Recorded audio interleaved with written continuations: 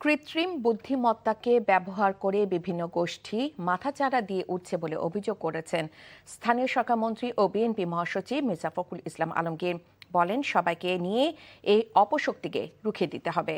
দুপুরে জাতীয় প্রেস ক্লাবে বাংলাদেশ ফেডারেল সাংবাদিক ইউনিয়ন ও ঢাকা সাংবাদিক ইউনিয়ন আয়োজিত সংবাদপত্রের কালো দিবসের আলোচনায় এসব কথা বলেন মির্জা ফখরুল।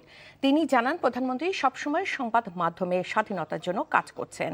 আওয়ামী লীগ আর গণতন্ত্র একসাথে কখনো যায় না বলে মন্তব্য করেন বিএনপি মহাসচিব। আর তথ্য ও সম্প্রচার মন্ত্রী জহিরুদ্দিন স্বপন দ্রুত গণমাধ্যমের সব সমস্যার সমাধানের আশ্বাস দেন। সংবাদ মাধ্যমের মালিকদের শিল্প প্রতিষ্ঠানের নিয়ম অনুযায়ী গণমাধ্যম পরিচালনার আহ্বান জানান তথ্যমন্ত্রী।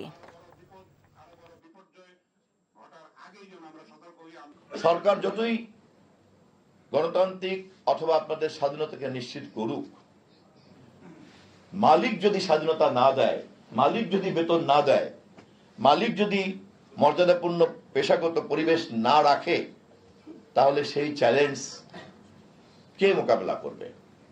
আমার দীর্ঘ এই রাজনীতি করা জীবনের থেকে আমি একটা জিনিস যেটা উপলব্ধি করেছি, যে আওয়ামী লীগ আর গণতন্ত্র এটা কখনোই একসাথে যায় না। আগেও যায়নি, অর্থাৎ আওয়ামী লীগের জন্মের পরেও যায়নি, এবং এই বিগত ফ্যাসিবাদের সময় তো যায়নি।